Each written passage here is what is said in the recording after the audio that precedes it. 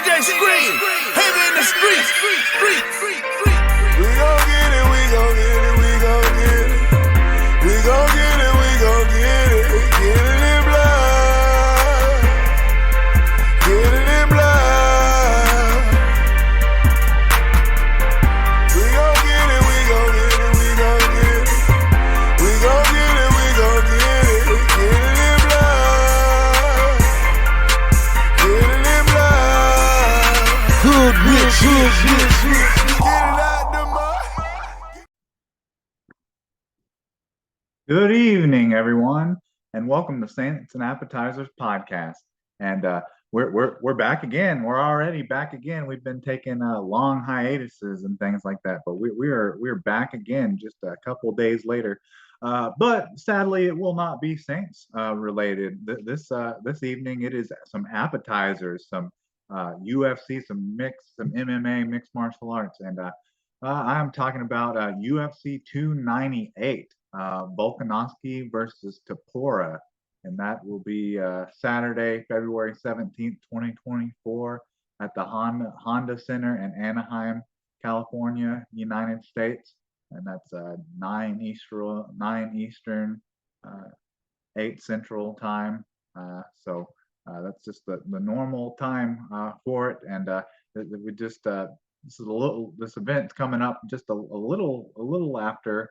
A little less than a month after UFC 297, so we're just right back in it with the mixed martial arts. Now that the football season's over, got to transition a little bit more to other sports like mixed martial arts and the NBA. But yeah, I just the first kind of like impressions of this card is that there's some big names on here. Only one title fight with the Volkanovski Topuria matchup, the featherweight title being on the line. But after that, there really aren't any other title bouts or real like title eliminator bouts or anything like that. But there's a lot of key and notable names, and I think there's some potential for some really good fights, or at least some really interesting fights. But I'm here for it, and let's go over the main card. Let's get into this a little bit on the main card of UFC 298, Volkanovski versus Topuria. So on the main card, let's get this. So can I get a menu? And so the first fight on the main card, the pay-per-view matches, the pay-per-view bouts. It's a middleweight bout between Anthony Hernandez and Roman Kopylov. And Anthony Hernandez, Fluffy, apparently is his nickname, and he's more known for like jiu-jitsu and more of a ground fighter. Because let's see, in his last 6 fights, he is 5-1 in his last 6 fights, and in those, in 3 of those 6. They were won by submission, anaconda choke, guillotine choke, and technical submission arm triangle choke. So Marcus Andre Barrialt must have not tapped there. He must have got put to sleep.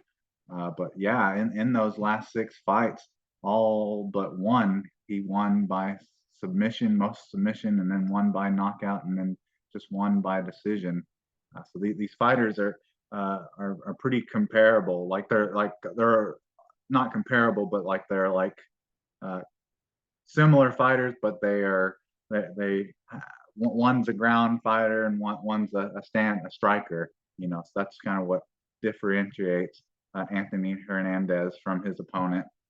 So Roman Kopylov, he's a little bit different of a fighter than you would have expected, because he's a Russian fighter, but I don't think his skills set and his main game plan is not ground fighting, and he is 4-2 in his last 6, and he's on a 4-fight winning streak.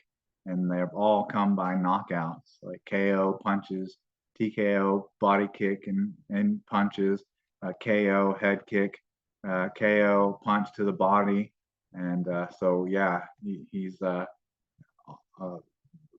definitely a knockout artist and a different skill set, but very similar on records. I guess I didn't go over.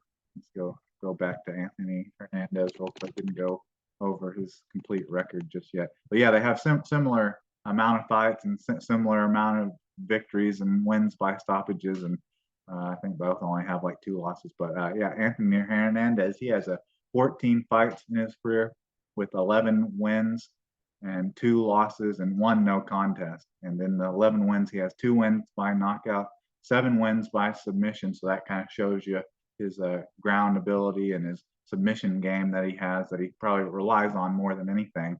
And then he has 2 wins by decision, and he's been knocked out once, and he's been submitted once. So he can be submitted. He can be knocked out. It hasn't been done before, but he's definitely a ground fighter and a submission artist. That would be his main path to victory, just like Roman Kopylov, who is the Russian fighter, which you would think like that would be more his style, to take people to the ground, hold them down, grind out the win, or if they make a mistake, get them in a submission. But that's not necessarily what his record and skill set and game really tells you, because he has 14 fights as well with 12 wins, so he doesn't have the no contest on there, and the 2 losses. And in those 12 wins, he has 11 wins by knockout, 1 win by decision, and no wins by submission, which that's almost hard to believe that a Russian fighter hasn't won a fight by submission or some kind of ground and pound game. And then in the 2 losses, he's been submitted once, and he's been lost by decision once. So he's got must have a good jaw, must have a good chin. And I think both of them are on 4 fight winning streaks. Yeah, both of them are on 4 fight winning streaks. So this is like negative meets positive, or positives equal positive, and they attract, or I don't know what kind of combustion we'll get between these 2 fighters trying to fight and work their way up the ranks. But in this first bout, middleweight bout between Roman Kopylov and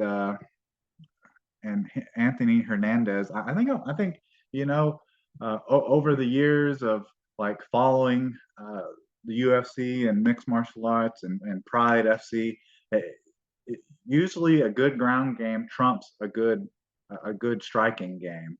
And I would not say that either Anthony Hernandez and Roman Kopylov are elite in their ground game or elite in their striking game, but both are just very, very good at what they do. But I still would stick with that the ground game usually trumps a good ground game usually trumps a good striking game. So in the middleweight bout between Anthony Hernandez versus Roman Kopylov, I'm going to go with Anthony Hernandez, and I think he's going to get a submission, add a submission victory, and give halt Roman Kopylov's winning streak that he's got going on. So I'm going with the ground fighter there. All right, on to the second fight on the main card. And like I was saying, there's some big names on this card, or I guess kind of former big names. They're kind of dissipating with how famous they are. But it's a bantamweight bout between Merab Dashvili and versus Henry Cejudo. So you got Henry Cejudo coming back and out of retirement, and he's already fought once for the belt and wasn't able to secure it. So he's only fought once since 2020. He lost to Aljamain Sterling for a chance at the belt, which I didn't like. It says that was a split decision fight, but I don't remember that fight really being that close, honestly. So he's fighting Merab Dashvili, who some people were kind of wanting him to be possibly the next fighter to challenge for the belt. He's Soviet Union, SSR, Russian as well, but unlike his countryman, I guess, Roman Kopylov. He is actually a ground fighter and a submission. I guess not quite as much. He likes to just grind people out, I guess. Let's see here, like more like a judo, like wrestling slash kind of striking. That's surprising. Some of his fights can be kind of boring, actually. Now that I think about it, he just kind of holds people down and doesn't really look to go for a submission or doesn't really look to win by ground and pound or anything like that. But let's see, he's on a long fight winning streak, but in all of those fights, let me count here, 9. He's on a 9-fight winning streak, and all of those but one was won by a finish. He TKO'd punches Marlon Morales. All the rest of those were pretty much just uh, ground, not lay and pray decision victories for Merab Dashvili. So you can't say that he wins in impressive fashion or anything like that. He just wins. All right, he just wins. So I'll say that about Merab Dashvili. He just wins, and he is 33 years old. I want to see how old Henry Cejudo is because so he's 37. Henry Cejudo is, and this makes this kind of a hard pick to go with here. So we've seen that he's on like a 9-fight winning streak, Rob Dashvili, and he's kind of known for being kind of a boring fighter, kind of a lay and pray fighter, but he has 20 fights in his career, 16 wins, 4 losses. In the 16 wins, he has 3 wins by knockout, just 1 by submission, which you would think someone with such great judo and ground game would have a better, and being a Russian, would have a better submission game than that, would be a better submission artist than that. And then he has the 12 wins by decision. So most of his fights are boring decisions and just tries to like hold people down, which is not the most exciting way of fighting, or at least not the most exciting way to watch it, you know. And then in the 4 losses, he's not never been knocked out, which shouldn't be much of a surprise really, because he doesn't put himself in danger to be knocked out because he's always keeping the distance close and trying to take people down or holding them down. So he's never getting hit cleanly to be knocked out. And then he's only been submitted once, which once again, that's similar to him just holding people down, not really taking any risk that would leave him vulnerable to be submitted. And then he's lost 3 by decision. So he wins. That's all he does is win, but you can't say that it's in overly impressive fashion. And then we got Henry Cejudo here, who was retired, and he retired in 2020, and then he came back. He came back May 6, 2023, to fight, just like right out of retirement for a title fight against the bantamweight champion at the time, Aljamain Sterling. But let's see, in his last 6, in his last 6 fights, he's 5-1 with just the 1 loss being against Aljamain Sterling, which was a split decision. You know, went 5 rounds, which I don't recall that fight being really that close, honestly. But he has 19 fights with 16 wins and 3 losses. In the 16 wins, he has 8 wins by knockout, 8 by decision, and then he has 3 losses, 3 losses with 1 by knockout and 2 by decision. So he's kind of a similar fighter to Merab Dashvili. Is he just kind of all he does is kind of win, but he can get you, he can knock you out, and he has really great ground game too, which is a little surprising to me because he's like an Olympic freestyle wrestler, but has never submitted anyone in his career, which is crazy. Some of these statistics and history, little factoids about some of these fighters is so surprising. You find out that they're like a Russian wrestler and they've never submitted anything, or they're a gold medalist, Olympic freestyle wrestler, and they've never gotten someone in a choke. They've never gotten someone in a guillotine or a rear naked choke before. It just seems hard to believe But uh, but in this bout, I think I'm just going to go with youth over beauty or skill, I guess.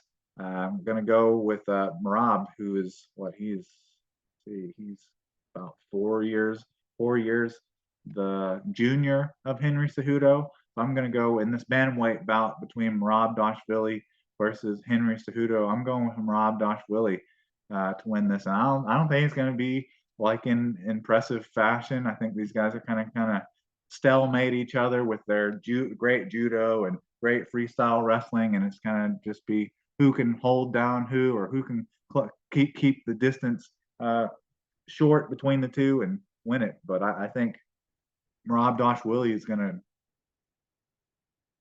grind out a decision, just another decision win here. This may be an exciting fight, but I don't see an exciting finish to it. So in the bantamweight between Rob Willie versus Henry Cejudo, I got Rob Willie winning with by decision here. Okay, the third fight on the main card, we have Jeff Neal versus Ian Machado Gary. And so Ian Machado Gary, he's like the new age, great value, best choice Conor McGregor now, except he has a really good ground game though, because he has a black belt in judo, and a lot of his wins have come from like ground and pound, getting people in un, un, uneasy situations with his strikes, and getting people in bad situation and finishing them with ground and pound. And I guess you got to set that kind of stuff up with your striking a little bit, but I would say that he's definitely got the strong judo game and the shoot box. It's more of a martial arts and ground fighter, but he gets the knockout. And let's see, this is his sixth fights in the UFC, so he's 6-0 in the UFC, and he has wins. Three of those wins have come by knockout, so KO punches, TKO punches, head kicks, and punches, TKO. And Neil Magny was the last person he fought, which we went over that, and we predicted that fight at UFC 297, and he was literally just kicking Neil Magny's leg and taking him down and just eating up that leg. Like, it was surprising that fight didn't go to a finish, just because he was destroying Neil Magny's leg throughout that fight and taking him down at will. And so I almost look at this fight against Jeff Neal as very similar, like Neil Magny was like a pretty good striker with good Brazilian jiu-jitsu, and he's a fighter that's an older statesman, kind of in the middle of the rankings, pound for pound, or I guess would have been the welterweight rankings, and just kind of a gatekeeper. And then I kind of look at Jeff Neal as very, very similar. He's had quite a few fights. I guess he's not as old as Neil Magny, but has had some fights and has a striking game and not a knockout game, because he's has a purple belt in Brazilian Jiu-Jitsu, but majority of his wins come by knockout. But I just look at this fight very similar to that. You got the young up and comer, kind of the 26-year-old against the 33-year-old, and the older fighter is just kind of being set up as kind of a gatekeeper. Let's see what his ranking is. He's eighth right now, so I guess Neil Magny was in the teens. But Ian Machado Gary, like I said, his must be his hero, I guess, Conor McGregor. But he's only been in 13 fights. He's only 26 years old, so he's been in just 13 fights. In the 13 fights, he has 13 wins, so he's never been beat, never lost, and has 7 wins by knockout, 1 by submission, and 5 by decision. So he's just a type of fighter that just looks to overwhelm his opponent and and just press on them until they wilt and knock them out and get the win. That's what Ian Machado Gary does, and he'll probably say a few things that are somewhat comical as well. But in Jeff Neal in his last 6 fights hasn't been amazing. He's 3-3 in his last 6 fights, and he lost his last fight to Savkat Rachmanov. Got submitted rear naked choke, and then he actually lost in one of those 3 losses. He lost to Neil Magny by decision, and lost to Stephen Thompson as well. But had a KO win over Vincent Lequi at UFC on ESPN, Santos versus Hill. That was August 6, 2022.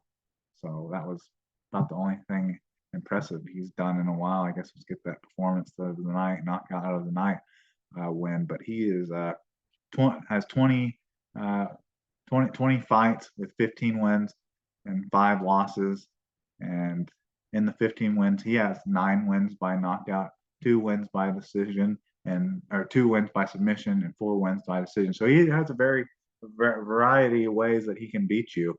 And then in the 5 losses, he's been knocked out just once, submitted twice, and lost by decision twice. So I almost look at this fight like almost exactly the same as the Ian Machado Gary versus Neil Magny fight. But I think I'm just gonna go with Ian Machado Gary. It makes it even harder for me to pick Jeff Neal, knowing that he lost to Neil Magny, an opponent that Ian Machado Gary just dominated. But Ian Machado Gary was only able to, it was the grind out decision win, but it was a dominant decision win over Neil Magny. So instead, in this welterweight bout between Jeff Neal versus Ian Machado Gary, I'm going with Ian Machado Gary to get the win, but I think he's going to get the knockout this time, because there's nothing from that skill set and record that tells me that Jeff Neal is any better than Neil Magny, who Ian Machado Gary just completely dominated like a couple months ago. All right, now on to the main event, or the co-main event, is a middleweight bout between Robert Whitaker versus Paulo Costa. So until just recently, until his last fight, Robert Whitaker, who's has like a black belt in everything. He has a black belt in Haidiko and Goji, karate, Brazilian jiu-jitsu. So he's got just all the striking, all the ground game. He, like, if you were to do a great character on UFC, on the UFC game, like this is kind of who you'd come out with. But I guess he's getting a little up there in age. He was so great in his early portion of his career that even now that he's kind of slowed down a bit, and he's only 33 years old. But there for a while, until his last fight here, most people thought the only person that could beat him was Israel Adonijah, who KO'd him once and beat him by decision in another fight. And then then Dracus du Plessis, who is the champion now, who is the middleweight champion now, TKO'd him and had a pretty impressive victory over him at UFC 290, which was August 8th, 2023. TKO'd him in the second round at the 223 mark. But also in his last 6 fights, he is 4-2, but he's lost 2 of his last 3, which one was against Israel Adonijah. And then he has 31 fights with 24 wins, 7 losses, with 9 wins by knockout, 5 wins by decision, and 10 wins by decision. And then the 7 losses, been knocked out 3 times, submitted once, and decision 3 times. So he's similar to Jeff Neal. Can beat you in a variety of ways. He's a very veteran fighter, but I don't know, that aura and that bit of stigma around him now. That the only person that can beat him is Israel Donajee. That kind of faded away quite a bit after the Dracus du Plessis knockout. But his opponent, I don't see as being someone that I'd be overly confident in putting my money on, and that's Paulo Costa, who hasn't really done anything. He hasn't even fought. He hasn't fought since August 20th. August 20th, 2022. It's like a year and a half. He hasn't fought in like almost a year and a half, and he hasn't really done anything. He hasn't really accomplished or done anything or looked impressive since he got TKO'd, punches and elbows, and got teabagged by Israel Donajee all the way back at UFC 253, which was September 27th, 2020, and that was at the 359 mark of the second round, and that was for the middleweight championship. And that was UFC 253. It's crazy to think we're almost at 300 now. But yeah, he hasn't done anything or looked impressive since he got teabagged by Israel Donajee. And in his last 6 fights, he is 4-2, but two of those losses, two of the last 3 were losses. He also lost to Marvin Vettori in a decision bout back on October 23rd, 2021. And then he was having injuries with like his shoulder and things like that, which pushed this fight down the road. This fight was supposed to happen months ago, but wasn't able to because of a shoulder injury that he was dealing with. And then the last fight that he had and last win that he had was against Luke Rockhold, and that was a decision win all the way back at UFC 278, August 20th, 2022. And I just remember that because Luke Rockhold looked so exhausted and so tired in that fight, and was just basically getting beat on like the entire fight against Paulo Costa. And then at the end, he just looked like so dead, but he actually was able to take Paulo Costa down and get on top of him, and he was bleeding all from his face, and he was just dog shaking his face, blood and face all over Paulo Costa. I just remember that fight just being crazy because of how out of shape Luke Rockhold looked, and the fact that Paulo Costa got him looking so bad at points of that fight, but wasn't able to finish him. So that's all I remember between Paulo Costa and Luke Rockhold from his last fight back in 2022. But he has 16 wins with 14 wins, and then just 2 losses. In the 14 wins, he has 11 wins by knockout, 1 win by submission, and 2 by decision. And then the 2 losses, he's been knocked out once, which was against Israel Adonijay, and then he lost the decision by Merab Dashvili. And he's all about the Brazilian jiu-jitsu as well. Probably lead to the reason why he's never been submitted or anything like that. But he's just 20. Okay, he's older than I thought he was. He's 32, so he's only just like a year younger than Robert Whitaker. So let's see of the losses he's had. Just one. This is a tough one, honestly, because I really don't know what to expect from Paulo Costa, seeing how he hasn't fought in so long. I think I'm just going to go with the safe bet here on this one, and so just because Paulo Costa hasn't fought so long, and Robert Whitaker got brutally knocked out. He got slumped just a couple months ago. So that was July. So yeah, like I guess that was 7 months ago when he got knocked out. But still, haven't seen Paulo Costa, and he's coming back from like a pectoral or shoulder injury or something, and it looked like his prime kind of started to wear off there after his loss to Israel Donajee in 2020 and Marvin Vettori in 2021. So in the co-main event, middleweight bout between Robert Whitaker versus Paulo Costa, I'm going with Robert Whitaker to get back on track and not play the gatekeeper for Paulo Costa if he thinks he's going to get another middleweight title bout shot, which I'd heard people saying that about Robert Whitaker, saying like he was a gatekeeper or something.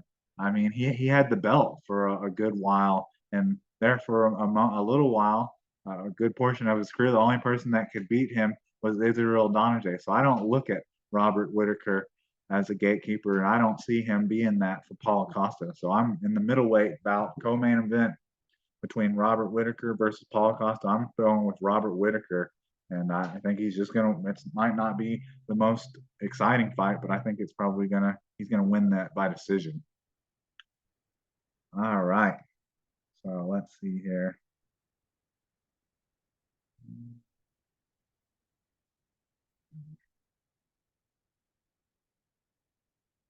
All right, so now it's the main event. I'm just trying to make sure I can remember uh, who I picked and by way of finish here. All right, so the main event is the featherweight title bout between Alexander Volkanovski, the champion, versus the challenger Ilia Topuria. So let me just talk about Ilia Topuria first, because he's definitely a young, up and coming fighter. I mean, he's made it already. He's only 27 years old. I just turned 27 on January 21st. He's from Hell Laufals, Germany, but El Matador, so he must be Spanish or some descent. He fights out of Spain. He has um, Brazilian Jiu-Jitsu as his main fighting style, but he has a good striking game as well. He's undefeated in his career, in his mixed martial arts career. He's 14-0, and in the UFC, he's 6-0 in the UFC, with wins coming by. So 4 of those 6 wins in the UFC have come by way of finish. So he's had a KO, punch, KO, punches, KO, punches, and arm triangle choke. So he can beat you with a vast array of ways. He can knock you out, he can submit you. And then in the 14 fights, he has 14 wins, no losses, 4 wins by knockout, 8 wins by submission, and 2 wins by decision. And to get this fight, to get this, I guess it's been like a kind of like a title eliminator fight. He beat Josh Emmett, but he just beat him by decision. But we know Josh Emmett's very durable and a very tough fighter, and I kind of look at him as kind of a gatekeeper until Josh Emmett went and killed that. He went and who was it? He went and killed that Bryce Mitchell with that knockout. Sent him to the shadow realms and put him in a grandma's seizure. He hit him so hard. But so yeah, that was actually a pretty impressive last fight, for it being probably his title eliminator bout. But he can win a vast array of ways. But then you have Alexander Volkanovski. I was trying to think of. I guess I was looking at Robert Whitaker and when he had last been knocked out, which it was 7 months ago. But Alexander Volkanovski, he was only knocked out back in October 21st. So that was October.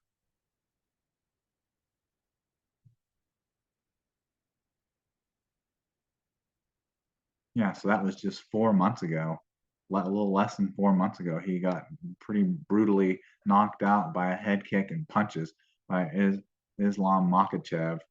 And in his last 6 fights, he is 4-2, and with the two losses came against Islam Makhachev. The first time was a pretty close decision loss, and that was moving up in weight class to the lightweight belt both times, and he wasn't able to uh, he wasn't able to gain the title. He wasn't able to win it. But and he's 33. He's 35 years old, so he's quite a bit older. He's 8 years the senior to he's I think he's so 27. Yeah, he's 8 years the senior to Ilia Topuria, and in his last six fights were just the two losses to Islam Makhachev. And he has 29 total fights, so he's been in a bunch of fights. He's a very seasoned veteran fighter. Has 26 wins and 3 losses in the 26 wins. 13 of the wins came by knockout, 3 by submission, and 10 by decision. And in the 3 losses, he has been knocked out 2 times. He has lost no losses by submission and one loss by decision. He's known, so he's kind of similar to Ian Machado Gary, kind of known for his great Brazilian jiu-jitsu and wrestling and freestyle wrestling, but he usually uses that to set up punches and things like that, and holding people down and putting them in bad positions so he can ground and pound them.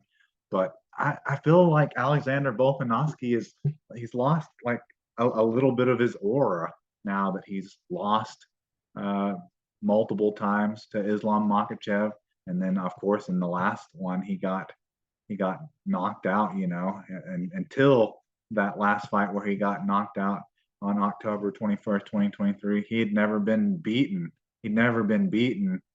Well, I guess he had been beaten. Got beat by Islam Makhachev, but he'd never been finished before. The last time he'd been finished would have been all the way back against Corey Nelson, head cut. Which is funny. It was a head kick and punches, so he's susceptible to the head kick, and that was all the way back at May 10th, 2023, at Australia FC 5, and that was with just in 13 seconds of the third round. So going with that, Ilia Topuria feels like he's gonna be the young up and coming fighter here. I think I'm gonna have to go. I think well, I think I'm gonna go with the up and comer. I feel like Alexander Volkanovski's the champion's kind of lost his aura a little bit, and I like that head kick. I like that head kick for a good way to get Alexander Volkanovski maybe out of there again. I mean, he got brutally knocked out and KO'd, flatlined just less than 4 months ago. So I maybe could see that happening again.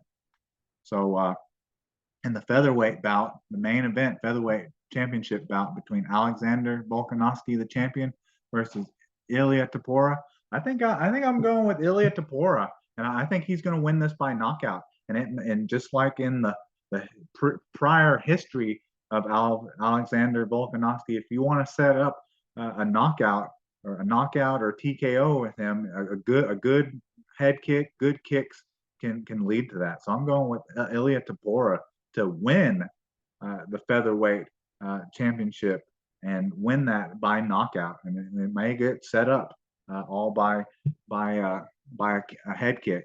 And like I said, I just feel like Alexander Volkanovski is getting kind of old.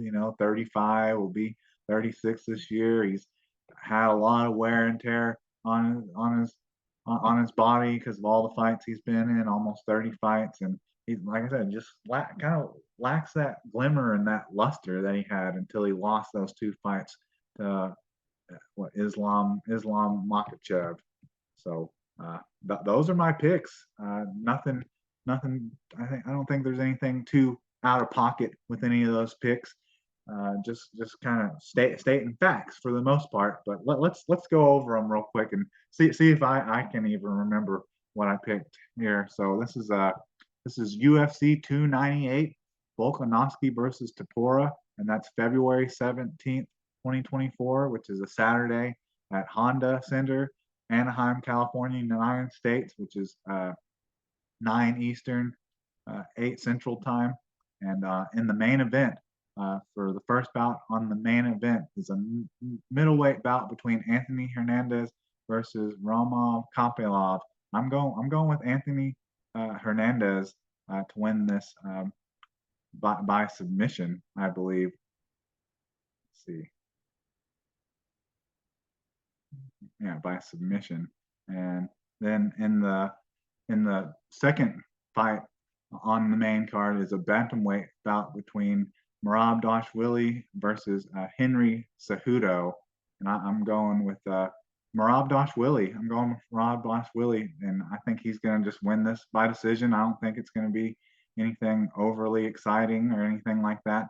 But yeah, I'm going with Merab Dashwili to win that by decision. And then Ian Ian, it's a welterweight bout uh, between Jeff Neal versus Ian Machado Gary, and I was looking at this as if Neil Magny can beat Jeff Neal, then Ian Machado Gary, who uh, just dominated Neil Magny, should be able to beat Jeff Neal then. And I'm going with Ian Machado Gary to get the knockout here. And then in the middleweight bout between Robert Whitaker versus Paulo Costa, I think Paul. I don't look at Robert Whitaker as a gatekeeper, and especially not a gatekeeper for Paulo Costa. So I see him getting back on the starting a new winning streak or getting back on track. And I got Robert Whitaker winning the bout between Paulo Costa and himself by decision. And then in the featherweight bout between Alexander Volkanovski, the featherweight championship bout, versus Ilia Topuria. I'm going with Ilia Topuria. I think that that like God mode that you've seen over the last couple of years. I think that cheat code's kind of worn off for Alexander Volkanovski, and I think even though I know it's a higher weight class, it's from 145 to 155, but it looks like Alexander uh, Volkanovski, at least Islam Makhachev showed that he can be had, even though it may take an extra 10 pounds to be able to do it.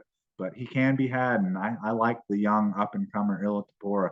So I got Ilia Topuria to win by knockout, and I think that may all get set off by a head kick, like in the only two knockouts Alexander Volkanovski's ever sustained. But anyways, that's about all I have for you. I'm interested in this fight card. I think there's a lot of interesting fights on this name, a lot of key names. I wish there would have been maybe another title fight on the card, but I kind of understand they're trying to save up all the good fights and all the title fights. They're trying to save it up for UFC 300. So to expect these last couple pay-per-view cards to be kind of trash should kind of be expected. But hey, you still get to see Alexander Volkanovski, Ilia Topuria, Robert Whitaker, Paulo Costa, Jeff Neal, Ian Machado Gary, Henry Cejudo, Merab Dashwili. Those are all key names. So I'm here for it. And I hope it ends up being even better than what I'm expecting it to be. And hopefully it doesn't go the complete opposite way, like these UFC and mixed martial art cards like to go. But anyways, I think that's all I have for you. So can I get a check, please?